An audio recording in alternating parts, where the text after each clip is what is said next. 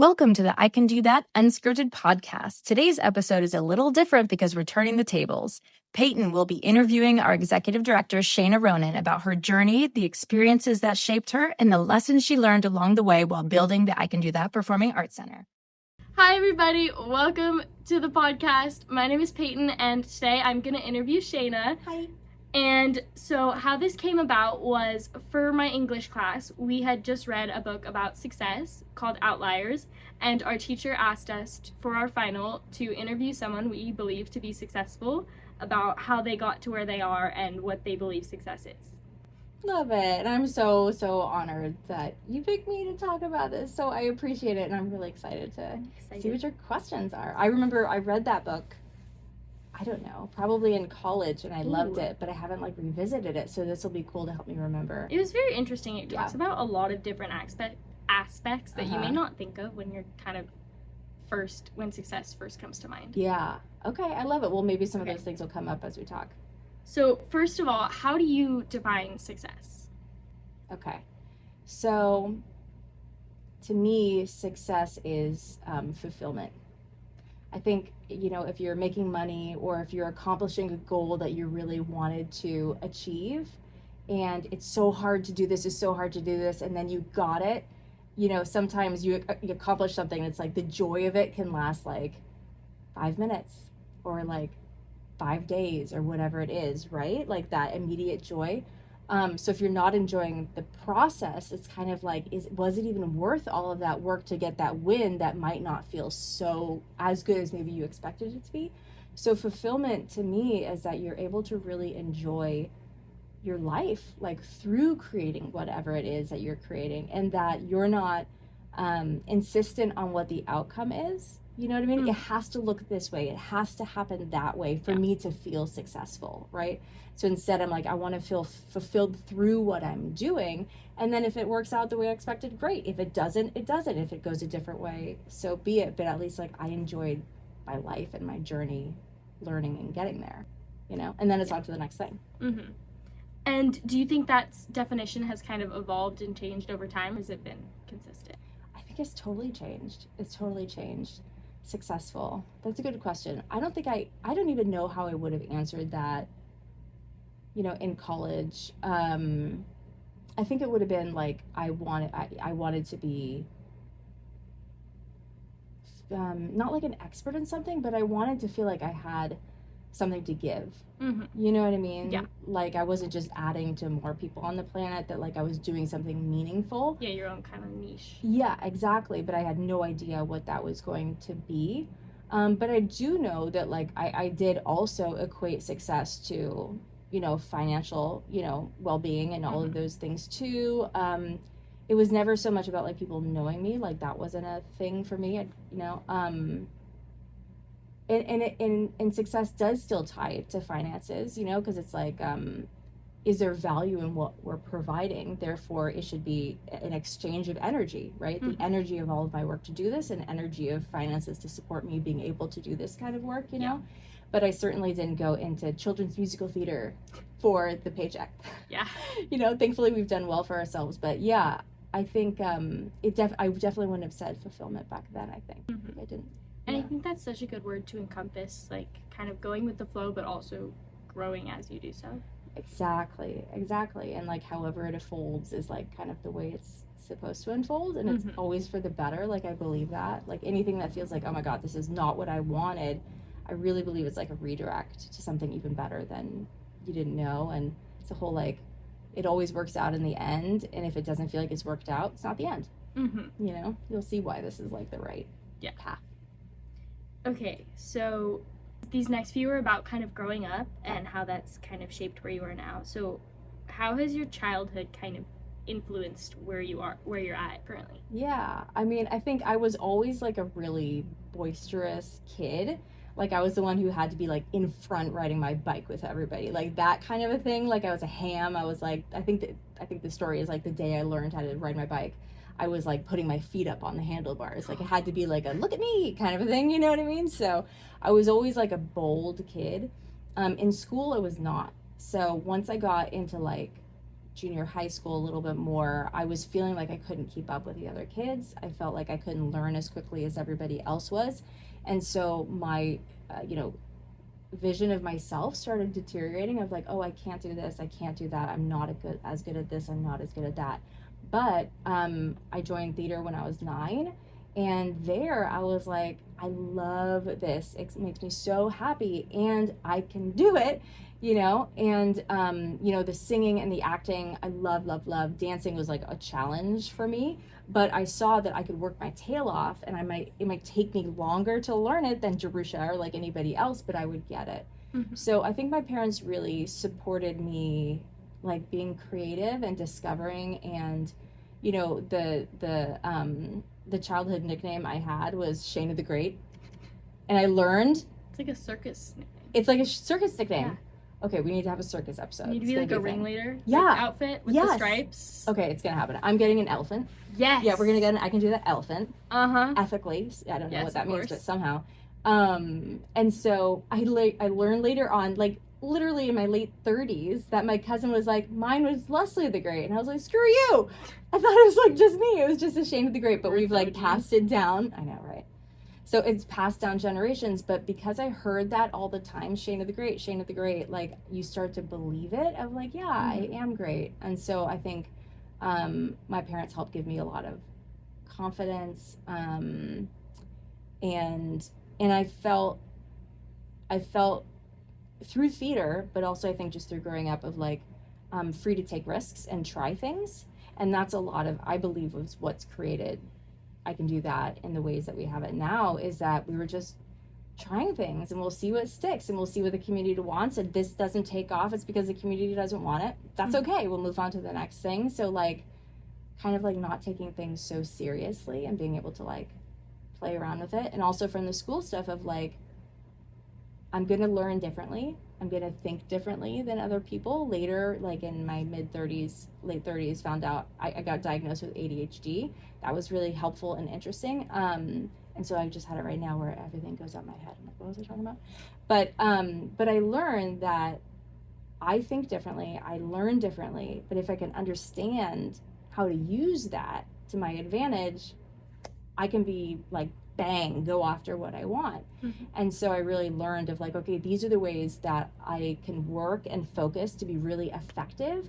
And that's what I do with I Can Do That. So in those early years, I'd just be in the office, I'd have my headphones on. It's silent room, nobody's there, it's just me in the office, have my headphones on, but I'm like, zoom, I go into my own world, and then it's like, I just get all that out, and it was amazing. So learned some tools along the way for that.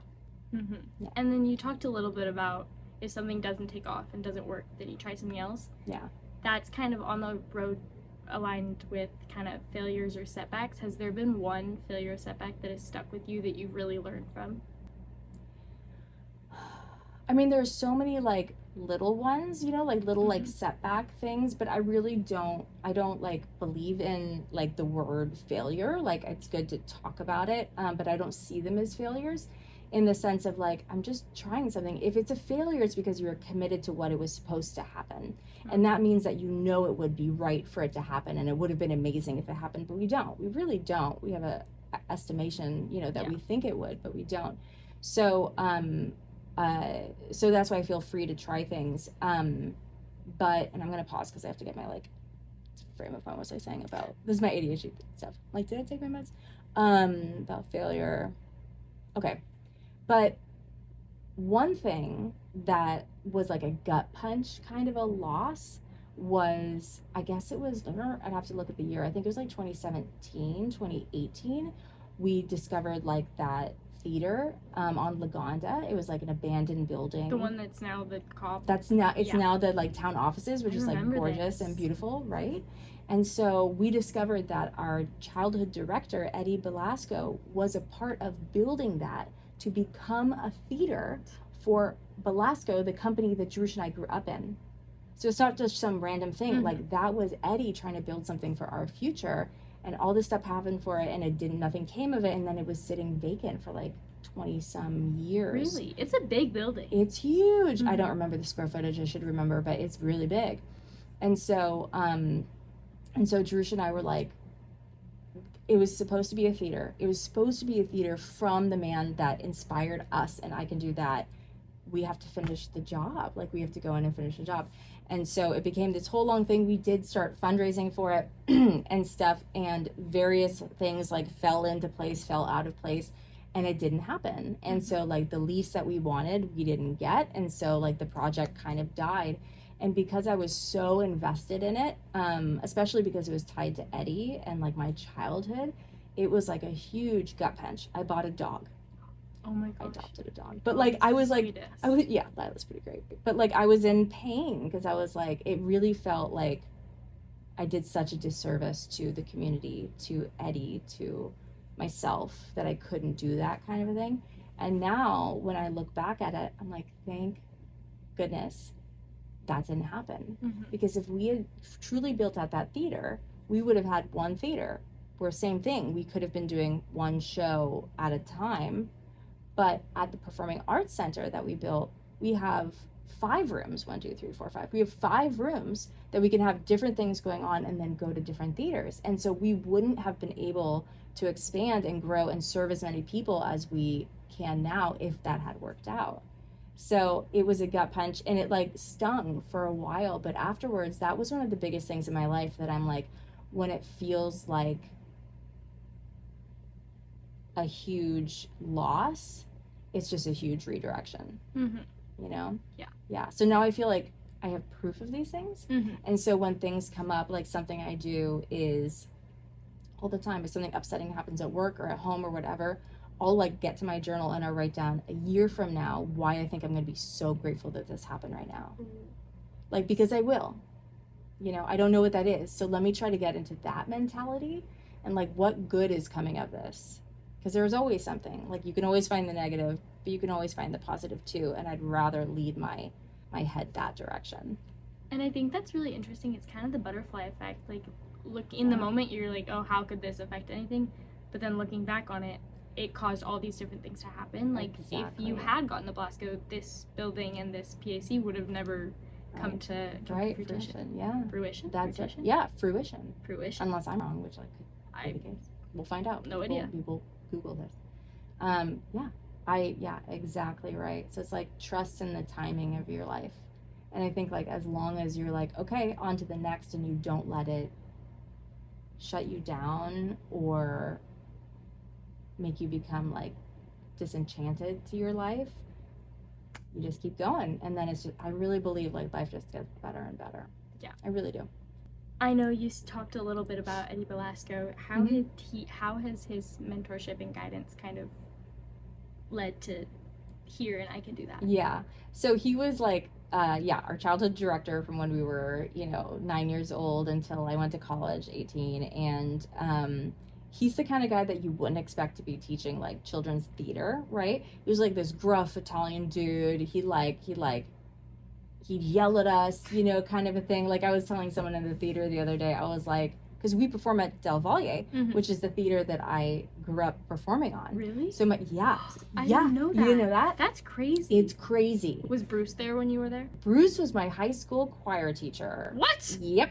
Oh my gosh. Bruce taught choir? And he was like the best teacher. Are you like serious? He was so influential in my life. That's too. crazy. He was amazing. Some of it, oh my God, beautiful, beautiful years with him. So, like my first show I ever did was on the Danville Village Theater, right? Like, Big River was the name of the show, and then like Pajama Game and Annie and who knows. But then we transitioned to Del Valle. At the time, Del Valle was like a disaster. Like it did not look the way that it looked, that it looks now. It was like disheveled. It was bad. They also let us do whatever we wanted on the stage, so we could build anything. And they were like, we'll do whatever you want, which is great. So like I was in the theater the other day and I was like, I remember when End was like, Magdalene, which is my like, maiden name, Magdalene, get in the corner, because I was talking too much with my friends. And so I remember sitting in that corner chair, so they're like all of these memories. But he was gruff with us. He was gruff, but as gruff as he could be, he loved us so much. And there was like no question of how proud he was of us. He'd like grab your head, he'd like kiss your head on. It's like a uncle figure kind of a thing, but he was so proud. And so he pushed us, and he had a really high bar of what he expected from us. He's like, He's like, I don't care if you're 10 or if you're 25, you know, like you're an actor and you're a professional, act like it kind of a thing. And he gave us like mature content, and he explained it to us. Sometimes we didn't know what we were even saying. But he expected us to be professional actors. And I saw through us that like we wanted to raise the bar. We wanted to be challenged in that way. Now, we didn't want to be gruff with our students. We were like, I don't think that that's like the way to motivate people. It's certainly not my way and our way. And so we do it differently ourselves. We're like, we love the crap out of our kids just like he did, but we're like, we can empower them and we can motivate them and we can help them understand why, so they find the motivation in themselves to do it, you know? So but how did Eddie influence me was kind of the question. Of like, he was the kind of guy who he didn't care what anybody else thought. If he wanted to do something, he was going to do it. He was going to make it happen. He didn't care how it looked. Like, he was so authentically himself. And sometimes that went too far. But a lot of times it's like, why not? We have this one life to live. It's not, you know, not in a way of like being negative to people or hurtful to people, but like, love yourself, trust yourself, like go with what your gut feels. And he was a beautiful example of that, of like, he could make fun of himself, you know, like he wouldn't take on judgment from other people. And that was really beautiful to see. Also, as a man, so it's like different, you know, because I think it is different. It was different seeing that in a man and being like, oh, it doesn't matter if you're a man or a woman or whatever pronouns you use, like you're just a person. Like, you can love yourself and like believe in what you believe in and be kind and go for it. Why not? There's nothing to lose. But also a lot of it was, those were, Drush and I used to say that those were the happiest years of our lives, you know? And we'd get together when we were older and we'd be like, oh my God, do you remember this? And like backstage, and like, you know, we'd be on stage making faces at each other when we were like pointed away from the audience. Like in a freeze, you're like, yeah, exactly. Or she and I would stand on opposite sides of the stage, and whatever song was going on, and we'd be like mimicking the whole song to each other, you know, we're like, we could see you. Like, we'll be backstage during Monkey. Yeah. Like, do I need to be so gloomy? No. Exactly. And it was just like, it was so joyful. It was so much work, but it was so joyful. And we would say like, we'll never get those years back. And that's why starting the company in some ways was like really selfish, because I was like, I wonder if we can find some of that joy in the thing that brought us joy then, even though like we're not going to be the ones on stage. And what I've discovered over the years is that like, I have no interest to be back on stage at all. I loved it so much. But like, watching you guys perform is like one of the top greatest joys of my life. Like, how proud I am of you. And like, watching you, like going back and seeing these videos of you guys as like little people in our first studio to what you guys have like grown into is just like, it's so beautiful. And like, watching you guys in rehearsal and like getting something, like how to throw a joke, or like you hit that note that we all know you've been like going after, whatever it is, like those successes and those joys, like my heart is just so full. So it's like, I used to say those were the happiest days of my life. I'll never be able to say that again. Like, I'm in the happiest days of my life, like without a doubt. So yeah, he created all this. This wouldn't have happened if we hadn't been so impacted by him and the joy that he brought us and all of our families in that community. Thank you, Eddie, then. That's right. I know. And that's why we have the picture of him like in the lobby, is like, remember where it started, you know? And like, he's gone. He died the day he died, that was the day that Drush and I chose the name of the company. Really? Yeah. So like, he died, we were so sad. Drush came over to my house. We sat on the couch and we were just like reminiscing about like everything and sobbing, and we had always as kids been like, one day we'll have our own theater company. And we had like drawn, like, we'll have like a foam padded pink room that you'd like yell in, and like pillows on the ground, and there'd be like a pole and you'd come from the second, like we like drew out what our dream theater would be like, you know. And we were like, if Eddie were here, he'd be like, get over yourselves and just do it. And so we're like, look at you now. Right. It's insane. And so literally that day we went through all of these different names for the company. We chose the name, we bought the domain website, and we started looking into how do you start a nonprofit. So literally it started that day. That's crazy. And that's like a good example of like this one man who had this one idea. What he created so many ripples, and we're just one of those ripples that continue too. It's like it's the power of one heart can go so far. So what if we all do things together too, even more? And I think that also kind of relates to success, because you want to leave an impact on someone, and to know that someone left that much of an impact, well, then they were successful in their job and inspiring others. Exactly. And that's it. It's like knowing that I brought joy to people, and that I opened up people's lives in a ways that might not have been available had we not gone for something hard and scary. That's everything. That's so beautiful. Do you think timing and or luck has played a role in getting to now? Timing and luck. Yeah, I mean, I do. I think it's everything. It's kind of like, this is a Tony Robbins thing, who like I talk about him all the time. It's like a leader figure that I really respect. Is like, if you plant a seed in the winter, it's not going to grow, right? So it doesn't matter how good the idea is if it's not in fertile soil that's able to work in the way to make that thing succeed. It's not going to work, right? So it's kind of like a lot of different elements have to be in play to make things come together and work at the right time. Same thing of like, it could have been that things happened differently and we did succeed with that building, the Belasco Theater building, you know what I mean? So it could always go in so many different ways. But yeah, I mean, Jerusha was living in Japan.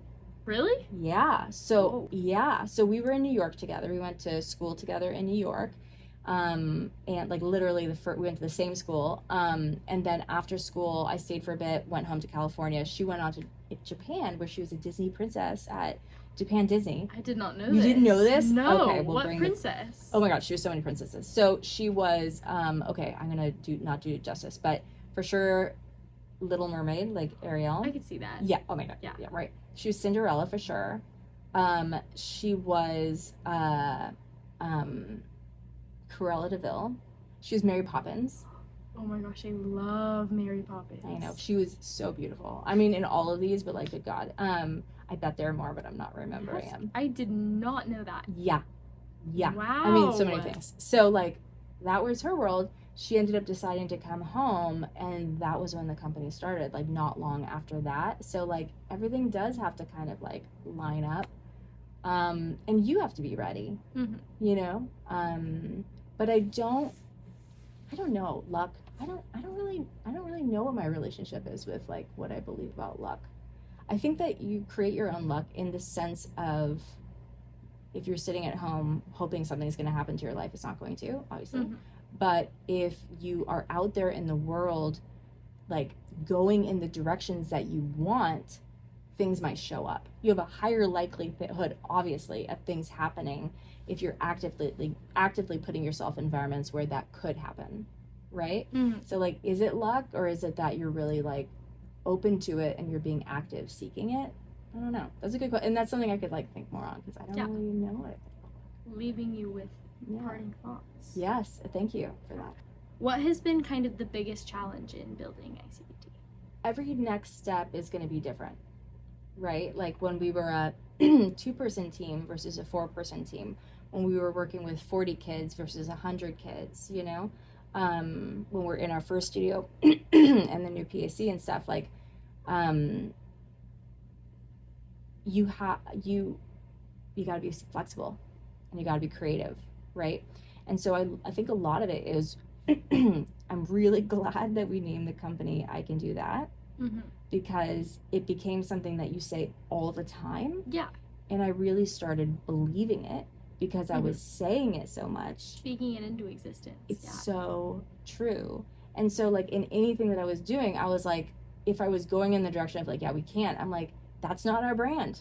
Our brand is that we can. And that really helped me. And so it helped me learn over time that like, it's like you're on like a narrow mountain driving, and you can only see as far of your headlights, but you don't have to slow down to a snail's pace because you keep seeing in front, right?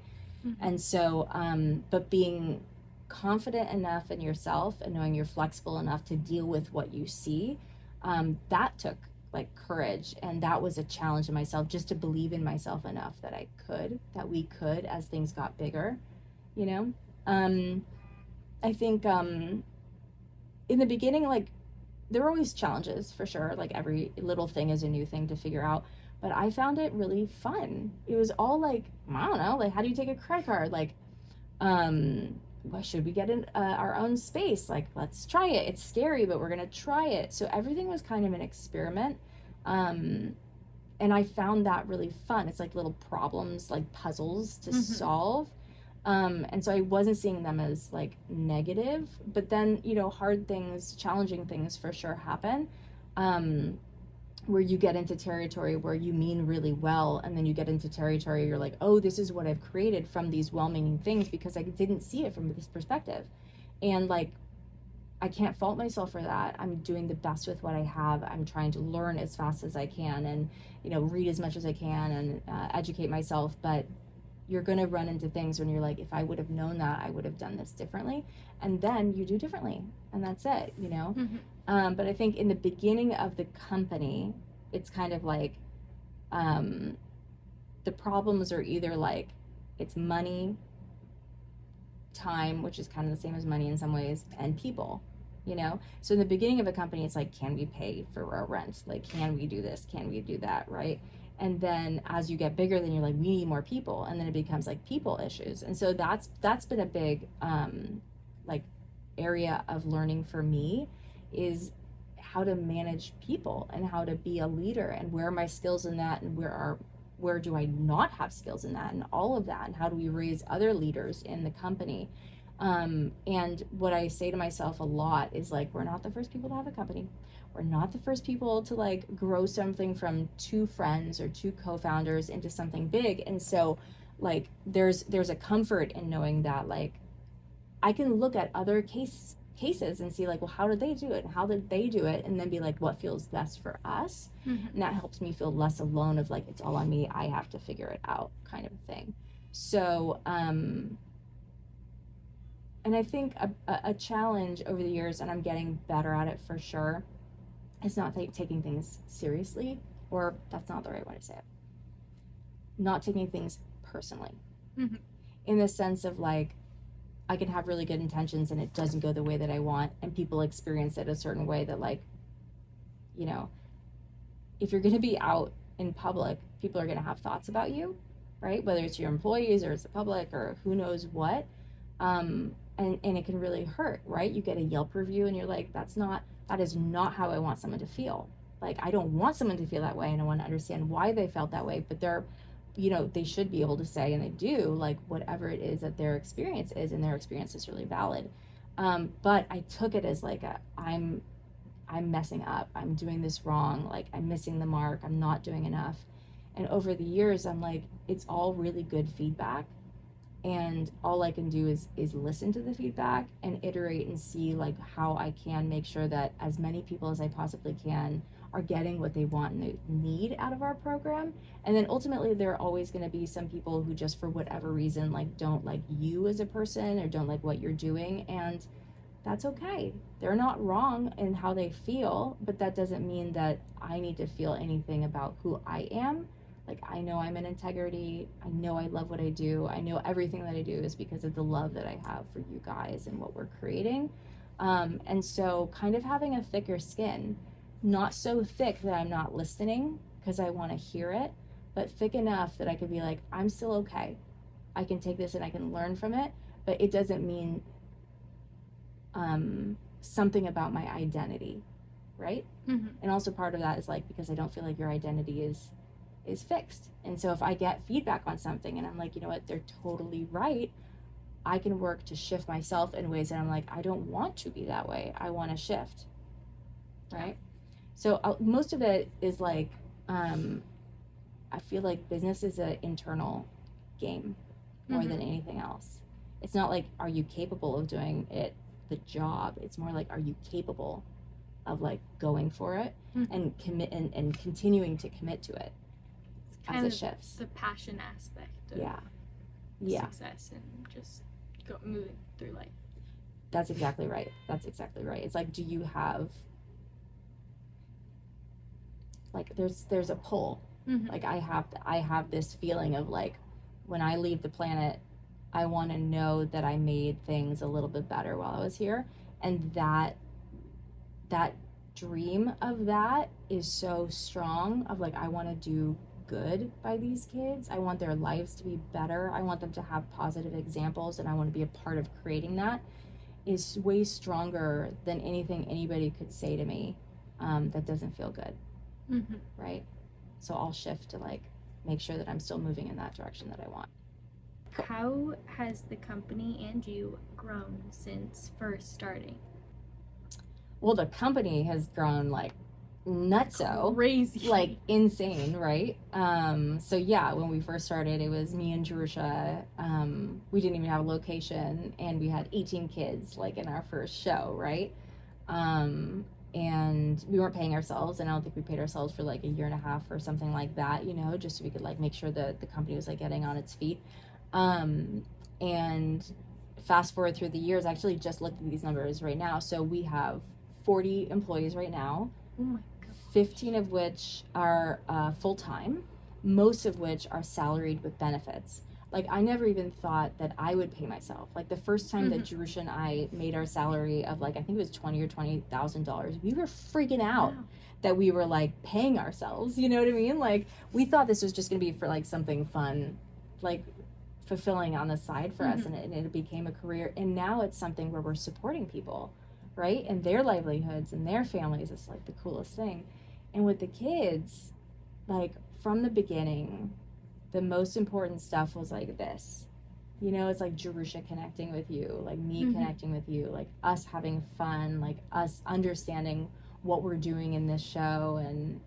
And that's still the same. But when we were a cast of 30 in our tiny studio versus now we're 2,500 kids a year in all these, in all of these different studios, right? I don't know most people. I don't know most families. It's so weird. And there's a sadness in that, of like, so much about it is like the connection. But that's why it's all about hiring. Yeah. And like having directors who also like love their jobs and love these kids so much. So it's like, that's the heart of the company, is like that teacher, that director with these kids. Like, that's the most important thing. So as long, like, I can't have every connection, but they have those connections, and hopefully as they grow up in the years, and if they get into like main stage world, then I do get to have the connections, you know? So yeah, that's how the company's grown. And to the point where, you know, even like 5-6 years ago, you know, we're 10 years old now as a company, is like, I still was like, I was doing social media, like I was doing the website. I didn't even, you know, you just figure it out. I have no idea. Well, it didn't look great, but it was getting done, right? And now I have no idea, like, when the website gets updated. Like, I have no idea, like, when someone applies for a tuition assistance, like, who does it first go to, and what are the, you know what I mean? Like, there's so many things that happen before. It's like this whole little organism system that's like working on its own, which is so really cool. Beautiful. And it's the idea of like, if you want to go fast, go alone, and if you want to go far, go together. Like, we can do really so much better, right? Yeah. And for me, like, how I've grown as a person, was that the other kind of side of that question? Yeah, it's really in like, I buy the Kool-Aid that I'm selling, of like, I can do that. Yes, you can. Yeah, but seriously, of like, I rarely have an experience now in my life that I'm like scared of something. Now it's more, do I want to? Because I'm like, once I choose that I want to do something, I'm gonna do it. Doesn't mean that I get down the line and I'm like, never mind, I don't want to do this, right? But if I choose it, like, I will give it all of me for sure. But I don't doubt if I can do it. It's like, I trust, and this is, people have told me this is weird talk this way, but not talk, of like, I trust me now to do the best with what I have now.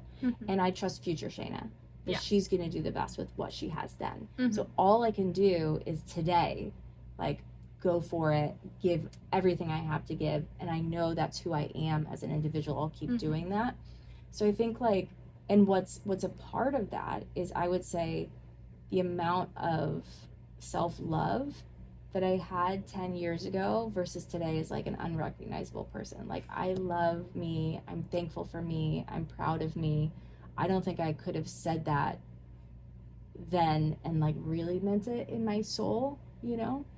And I think that creates everything else. Like, then you're free to like actualize and everything like that. And I also think that I've really learned that there's some things that are like, I call it our zone of genius. So like some things, like when I'm working on talking about like a new concept for the company or something like that, right? I feel like I'm plugged into power. Like, I'm just like, I could talk about this all day, right? Like, I'm not tired, where'd the time go, kind of thing. That's my zone of genius. And if I stay in that stuff, like, things get created. But if you get me working on a spreadsheet that like, I don't understand how that one connects to this one, and I'm like, ugh, then that is not my zone of genius. And that we all have our own things. And so when we build people and we bring people together, it's really about like, what's your zone? Like, what's your core strength? Because I want you doing that, because I know you're gonna fly in it, kind of a thing. So it's the same kind of idea of like, we're so much better together, but it's like building a team of like amazing people who love so much what we're doing and what we're creating for everybody is like, it's like, I want to defer to my experts who are my team members. I'm my expert in my little, you know, zone, but they're all experts in theirs. And so to be surrounded by people who like know their stuff and love their stuff, that's what makes this all like more and more possible. And I think your guys' ability to pick people who really love what they do and really embody, I can do that, is why so many kids keep coming back and forming connections here. Thank you. That means a lot to me, a whole lot. Yeah. So can I ask you a question? Sure. So, related to the book, I'd love to hear a little bit of like, what were some of the themes of the book that you feel like tie into what we're talking about? Okay, so the book is broken up into sections, and it provides some really weird examples. So there's like very successful people like Bill Gates, and there's also people you never heard of, like a lawyer named Joe Flom or something like that. And they talked about boys hockey, and there's some of the sections, they all relate to like a different kind of aspect of success. So the first section was about luck, of when you're born, what advantages that gives you, opportunities you're faced with, which was Bill Gates was able to have access to this computer right when it was coming out, and he could code with it, getting 10,000 hours of practice, which the book also talks about being the number you need to before you can truly like master something. And there's a section, hold on. What? There's a section on like culture and communication, and how cultural norms kind of impact how people work with others, and how they can maintain like, I can't think of words. I get you. Maintain, I really can't think of, I want to say connection, but that's not the right word. No idea. So you're talking about like how you can build like a deliberate culture, kind of a thing, but also where someone comes from and how they were raised determines how they act, and how they act determines how they achieve and all that things. And I think how people act towards others and communicate is relating to what we've been talking about. And also just growing in the ability to move past setbacks, and all these opportunities will present themselves, but only if you're willing to seize them.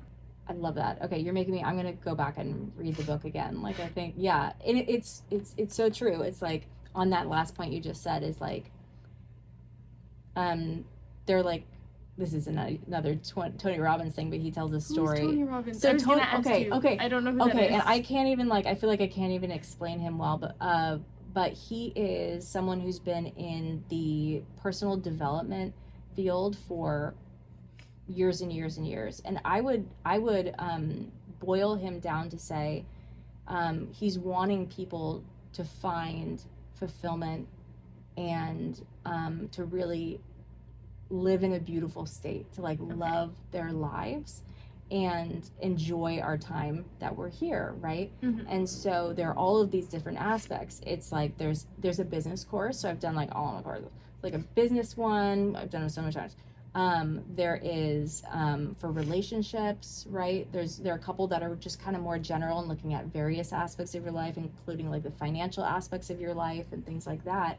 And it's all about what you said, which is like, for all of us, something's going to happen. We're going to have some trigger, whether it's positive or negative.